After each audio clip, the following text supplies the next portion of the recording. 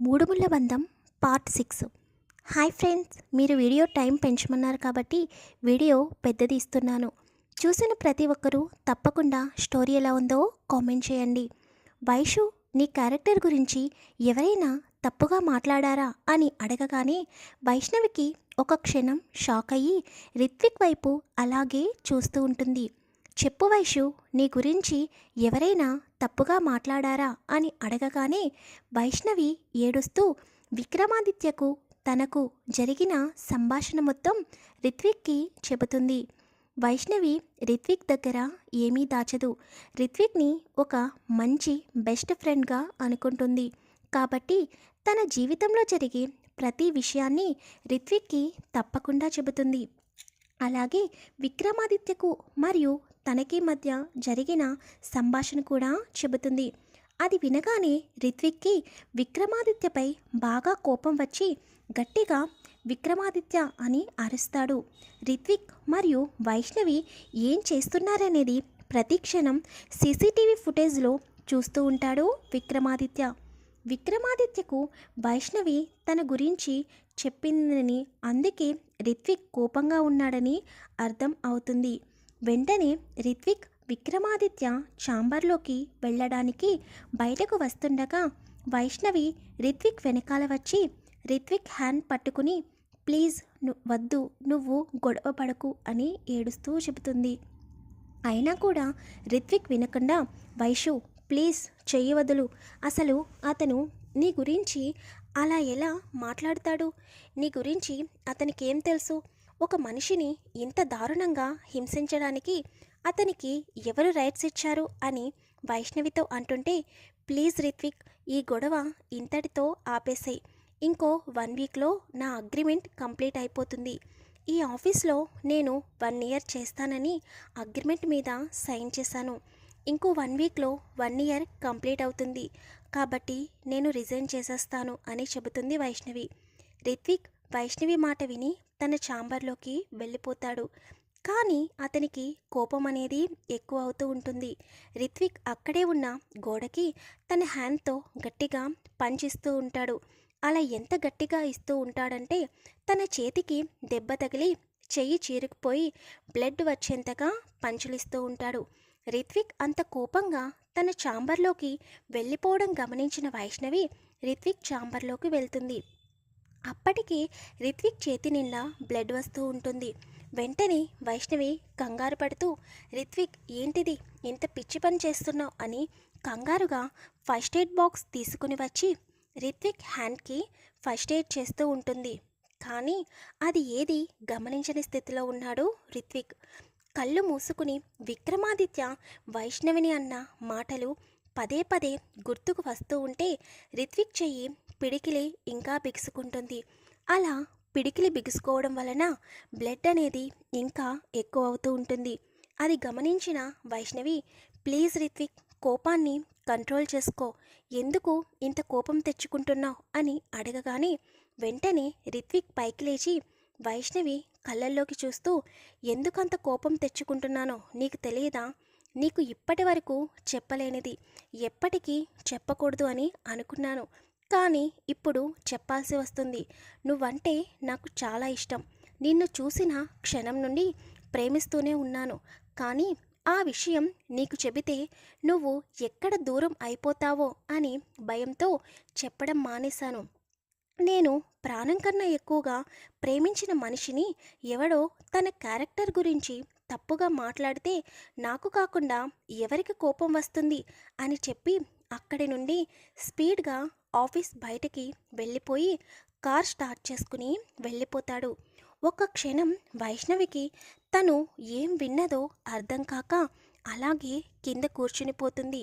ఎప్పుడైతే రిత్విక్ తన ఛాంబర్లోకి వచ్చాడో, తన వెనకే వైష్ణవి వెళ్ళిందో, వాళ్ళ వెనకే విక్రమాదిత్య కూడా రిత్విక్ ఛాంబర్లోకి వెళ్తుండగా వైష్ణవి రిత్విక్ హ్యాండ్కి బ్లడ్ రావడం వలన గట్టిగా అరుస్తుంది. అలా అరవడం వలన విక్రమాదిత్య లోపలికి వెళ్ళేవాడు కాస్త డోర్ దగ్గరే ఉండిపోతాడు. విక్రమాదిత్య రిత్విక్ మరియు వైష్ణవిల మధ్య జరిగే సంభాషణ అంతా వింటూ ఉంటాడు. అలాగే రిత్విక్ వైష్ణవికి ప్రపోజ్ చేయడం విన్న విక్రమాదిత్య ఒక్క క్షణం కూడా అక్కడ ఉండకుండా రిత్విక్ కంటే ముందుగానే చాలా స్పీడ్గా ఆఫీస్ బయటకు వచ్చి కార్ డ్రైవ్ చేస్తూనే కార్ను రోడ్డుపై పరుగులు పెట్టిస్తాడు. విక్రమ్ వెళ్ళిన తర్వాత రిత్విక్ కూడా బయటకు వచ్చి కార్ స్టార్ట్ చేసుకుని నేరుగా తన ఫ్లాట్కి వెళ్ళిపోతాడు. విక్రమాదిత్య మరియు రిత్విక్ ఇద్దరూ కూడా చాలా అంటే చాలా స్పీడ్గా కార్ డ్రైవ్ చేస్తూ ఉంటారు. రిత్విక్ అంతే స్పీడ్గా తన ఫ్లాట్లోకి వెళ్ళి అక్కడ ఉన్న వస్తువులు అన్నింటినీ చెల్లాచెదురు చేసి గట్టిగా వైష్ణవి ఐ లవ్ యూ అని అంటూ ఉంటాడు. ఎంతసేపటికి కూడా తన కోపం కంట్రోల్ అవ్వదు. ఇంకా ఇక్కడ విక్రమాదిత్య అయితే కార్ చాలా స్పీడ్గా డ్రైవ్ చేస్తూ సిటీకి దూరంగా ఉన్న ఒక లోన్లీ ప్లేస్లో కార్ ఆపి కిందకి దిగి చాలా గట్టిగా వైష్ణవి రిత్విక్ అని అరుస్తాడు. అంతేకాకుండా మీరిద్దరూ ఎలా ఒకటవుతారో నేను చూస్తాను. రిత్విక్, నువ్వు ఎప్పటికీ వైష్ణవిని చేరుకోలేవు. అదేవిధంగా వైష్ణవి, నువ్వు రిత్విక్కి ఎప్పుడూ భార్యవి కాలేవు. నేను కానివ్వను. మీ ఇద్దరిని ఎలా దూరం చేయాలో నాకు తెలుసు. రేపటి నుండి ఈ విక్రమాదిత్య అంటే ఏమిటో మీ ఇద్దరికీ తెలియజేస్తాను అని తనను వైష్ణవి కొట్టడం గుర్తుకు వచ్చి గట్టిగా ఐ హేట్ యూ వైష్ణవి అని అంటాడు. ఒకరేమో ఐ లవ్ యూ వైష్ణవి అంటే ఒకరేమో ఐ హేట్ యూ వైష్ణవి అంటున్నారు. వీళ్ళిద్దరిలో వైష్ణవి ఎవరిని ఇష్టపడుతుందో గెస్ చేస్తే చెప్పండి. ఇంకా ప్లాట్కి వచ్చిన రిత్విక్కి తన కోపం ఎంతసేపటికి కంట్రోల్ అవ్వకపోతే అక్కడే ఉన్న గోడకి గట్టిగా పంచులిస్తూ ఉంటాడు. అసలు ఏమనుకుంటున్నావు విక్రమాదిత్య నువ్వు? నేను కోరుకుంటే ఈ క్షణమే నువ్వు రన్ చేస్తున్న కంపెనీని కొని నీ ప్లేస్లో నేను ఉండగలను. ఒక్క క్షణం వైష్ణవి ఊ అంటే ఆ కంపెనీ చైర్మన్గా కంపెనీ బాధ్యతలను వైష్ణవికి అప్పగించగలను. అసలు నా గురించి నీకేం తెలుసు? నీకున్న డబ్బు, పరపతి, అహంకారం, గర్వంతో ఒక అమ్మాయిని ఇష్టం వచ్చినట్టు బాధ పెడతావా? బాధ పెట్టడమే కాకుండా నేను ఎంతో ప్రాణంగా ప్రేమించిన అమ్మాయిని మ్యాన్ హ్యాండ్లింగ్ చేశావు. తనని మానసికంగా నీ మాటలతోనే కాకుండా శారీరకంగా తన చెయ్యి పట్టుకుని హాని చేశావు. నిన్ను ఊరికే వదలను అని చాలా గోపంగా గట్టిగా అరుస్తూ ఉంటాడు. రిత్విక్ సాధారణ ఎంప్లాయ్ అని అనుకుంటూ ఉంటారు అందరూ కూడా. కానీ తను కొన్ని కోట్లకు వారసుడు. ఆ విషయం మీకు ముందు ముందు ఎపిసోడ్స్లో తెలుస్తుంది. మరి రిత్విక్ గురించి విక్రమాదిత్యకు ముందే తెలుసా? చూద్దాం. ఇక ఇక్కడ వైష్ణవి ఏం చేస్తుందో చూద్దాం. రిత్విక్ ఏమన్నాడో వైష్ణవికి ఒక క్షణం అర్థం కాక అలాగే నేలపై కూర్చుంటుంది. ఒక క్షణం గట్టిగా కళ్ళు మూసుకుని రిత్విక్ అన్న మాటలు గుర్తుకు తెచ్చుకుంటుంది. నేను నిన్ను చూసిన క్షణం నుండి నిన్ను ప్రేమించడం మొదలుపెట్టాను. నీకు చెబితే నువ్వు ఎక్కడ దూరం అవుతావో అని నీతో ఫ్రెండ్గానే ఉంటున్నాను అన్న మాటలు గుర్తుకు రాగానే వైష్ణవి కళ్ళ వెంట కన్నీళ్లు కారుతూ ఉంటాయి. రిత్విక్, నువ్వు నన్ను ఇంతగా ప్రేమించావా? అందుకేనా 1 ఇయర్ నుండి నాకు ఎటువంటి ప్రాబ్లం రాకుండా చూసుకుంటున్నావు? ఈ ప్రపంచంలో అమ్మా నాన్న తర్వాత నన్ను అంతగా ఇష్టపడిన వ్యక్తివి నువ్వే. కానీ నేను నిన్ను ఒక బెస్ట్ ఫ్రెండ్లా మాత్రమే చూశాను. ఎప్పుడూ కూడా ప్రేమ అనే పదం నా మైండ్లోకి రాలేదు. నువ్వు చాలా మంచివాడివి. నువ్వు నాతో ఎప్పుడూ కూడా మిస్బిహేవియర్ చేయలేదు. నువ్వంటే ఇష్టం.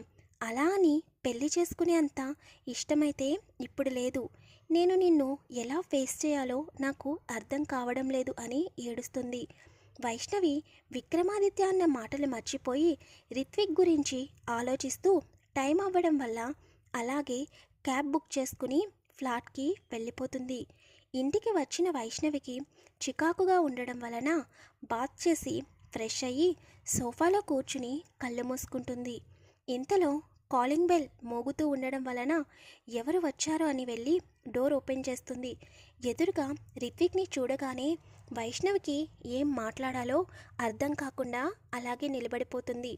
రిత్విక్ వైష్ణవిని పట్టించుకోకుండా లోపలికి వచ్చి సోఫాలో కూర్చుని చాలా చిరాగ్గా ఉంది, ప్లీజ్ ఒక స్ట్రాంగ్ కాఫీ తీసుకుని రావా అని అడుగుతాడు. ఎందుకంటే ఇప్పటికీ చాలాసార్లు వాళ్ళ ఫ్రెండ్షిప్ మధ్యలో రిత్విక్ వైష్ణవి ఫ్లాట్కి రావడం మామూలే. అప్పుడప్పుడు రిత్విక్ వైష్ణవి ఫ్లాట్లోనే ఉండేవాడు. కానీ ఏనాడు కూడా వాళ్ళిద్దరి మధ్య ఫ్రెండ్షిప్ బాండింగ్ ఉండేది కానీ అంతకు మించి ఏనాడు కూడా లిమిట్ క్రాస్ చేయలేదు.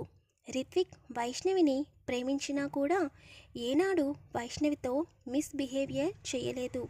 రిత్విక్ చాలా నీరసంగా కనిపించడం వలన వైష్ణవి కిచెన్లోకి వెళ్ళి స్ట్రాంగ్గా కాఫీ తీసుకుని వచ్చి రిత్విక్కి ఇస్తుంది.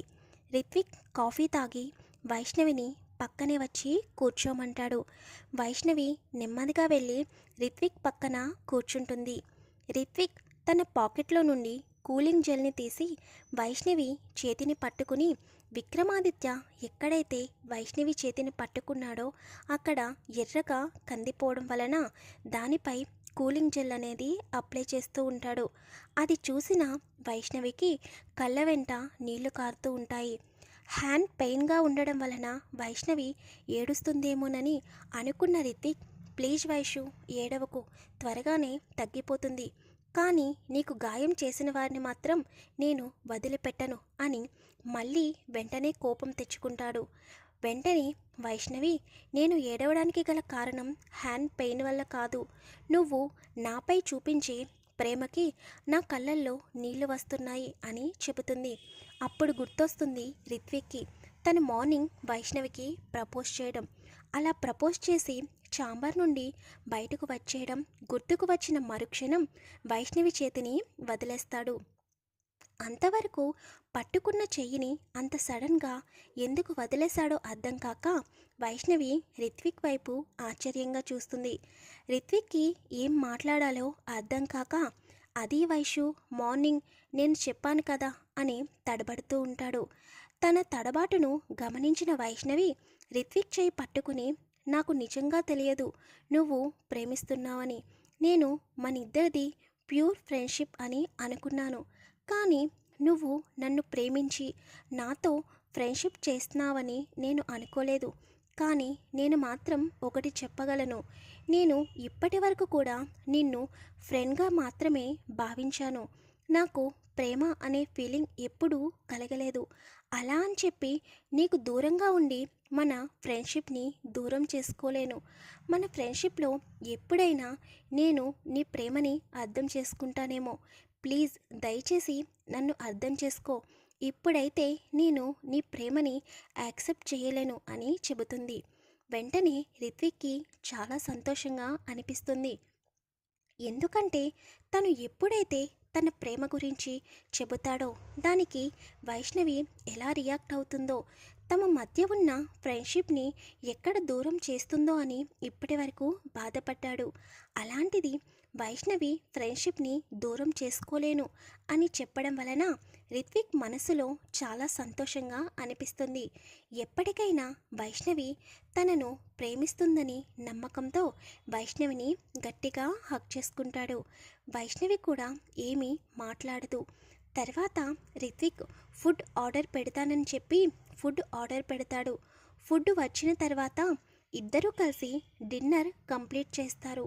రిత్విక్ ఇంటికి వెళ్దాము అని అనుకునేంతలో వైష్ణవి విక్రమాదిత్యను కొట్టడం గుర్తుకు వచ్చి మళ్ళీ విక్రమాదిత్య వైష్ణవి అడ్రస్ కనుక్కొని వచ్చి తనని ఏమన్నా చేస్తాడేమో అని భయం వేసి వైష్ణవితో, వైషు నేను ఇక్కడే సోఫాలో పడుకుంటాను, నువ్వు రూమ్లోకి వెళ్ళి పడుకో, ఇప్పుడు ఇంటికి వెళ్ళలేను అని చెబుతాడు. అప్పుడప్పుడు రిత్విక్ వైషు వాళ్ళ ఇంట్లో పడుకుంటాడు కాబట్టి వైషు కూడా దానిని పెద్దగా పట్టించుకోకుండా తన రూమ్లోకి వెళ్ళి లాక్ చేసుకుని పడుకుంటుంది. రిత్విక్ వైష్ణవి వెళ్ళిపోయిన తర్వాత సోఫాలో పడుకుని వైష్ణవికి తన గురించి నిజం ఎలా చెప్పాలి, ఒకవేళ తన గురించి నిజం తెలిస్తే వైష్ణవి తన నుండి నిజంగా దూరం అయిపోతుందేమో అని భయం వేస్తూ పరిపరి విధాలుగా ఆలోచిస్తూ నిద్రలోకి జారుకుంటాడు. విక్రమాదిత్య కూడా ఇంటికి వెళ్ళి రిత్విక్ వైషులను ఎలా విడగొట్టాలో ప్లాన్ ఆలోచించి నిద్రలోకి జారుకుంటాడు. అలా ముగ్గురు కూడా ఆ రోజు నైట్ ఒకరి గురించి ఒకరు ఆలోచిస్తూ నిద్రలోకి వెళ్ళిపోతారు. తెల్లవారుతుండగా 6కి రిత్విక్కి మెలకువ వస్తుంది. రిత్విక్ వెళ్ళి వైషు డోర్ నాక్ చేస్తాడు. అతి కష్టం మీద వైష్ణవి కళ్ళు తెరిచి నెమ్మదిగా డోర్ తెరిచి గుడ్ మార్నింగ్ రిత్విక్ అని విష్ చేస్తుంది. వెరీ గుడ్ మార్నింగ్ వైషు, నేను ఇంటికి వెళ్తున్నాను, రెడీ అయి వస్తాను, నువ్వు కూడా రెడీగా ఉండు, ఆఫీస్కి వెళ్దాం, వేరే ఆలోచనలేమీ పెట్టుకోకు అని జాగ్రత్తగా ఉండమని చెప్పి రిత్విక్ తన ఫ్లాట్కి బయలుదేరుతాడు. వైష్ణవి సరే అని చెబుతుంది. విక్రమాదిత్య ఎర్లీ మార్నింగ్ 5కి లేచి జిమ్కి వెళ్ళి కొంతసేపు జిమ్లో ప్రాక్టీస్ చేసి 6 కల్లా జాగింగ్కి వెళ్ళి 1 అవర్లో జాగింగ్ కంప్లీట్ చేసుకుని ఇంటికి రిటర్న్ అయ్యి ఫ్రెష్ అయ్యి 9 ఓ క్లాక్లోగా ఆఫీస్లో ఉంటాడు. కొంతసేపటికి రిత్విక్ రెడీ అయ్యి వైష్ణవి ఫ్లాట్ దగ్గరికి వస్తాడు. వైష్ణవి కూడా రెడీగా ఉండడం వలన ఇద్దరూ కలిసి ఆఫీస్కి బయలుదేరుతాడు.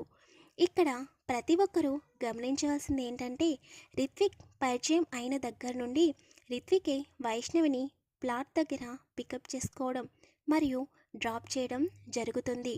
వైష్ణవి రిత్విక్ ఫ్రెండ్ అయినప్పటికీ కూడా రిత్విక్ని ఒప్పించి తనకి అమౌంట్ అనేది ఇచ్చేస్తుంది. చాలాసార్లు రిత్విక్ నేను ఫ్రెండ్గా డ్రాప్ చేస్తున్నాను అని చెప్పినా కూడా వైష్ణవి వినదు. ఎందుకంటే వైష్ణవి ఒకరి దగ్గర నుండి డబ్బును ఆశించదు.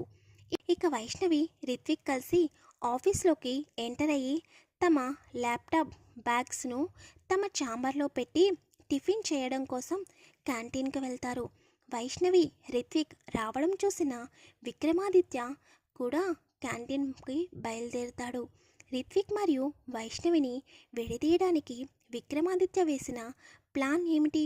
వైష్ణవికి రిత్విక్ ఏం నిజం చెప్పాలని అనుకుంటున్నాడు? విక్రమాదిత్య చెప్పేదానికి వైష్ణవి ఒప్పుకుంటుందా? వీటన్నిటి గురించి తెలుసుకోవాలంటే ఛానల్ని తప్పకుండా ఫాలో అవ్వండి. మీరు వీడియో లెంత్ పెంచమన్నారు కాబట్టి నేను వీడియో అనేది ఎక్కువగా ఇస్తున్నాను. ప్లీజ్ చూసిన ప్రతి ఒక్కరూ కామెంట్ చేయండి, వీడియోని లైక్ చేయండి, షేర్ చేయండి, ఛానల్ని సబ్స్క్రైబ్ చేసుకోండి. నెక్స్ట్ ఎపిసోడ్ కోసం కామెంట్ చేయండి. కుదిరితే ఫేస్బుక్లో కూడా వీడియోస్ని షేర్ చేయండి.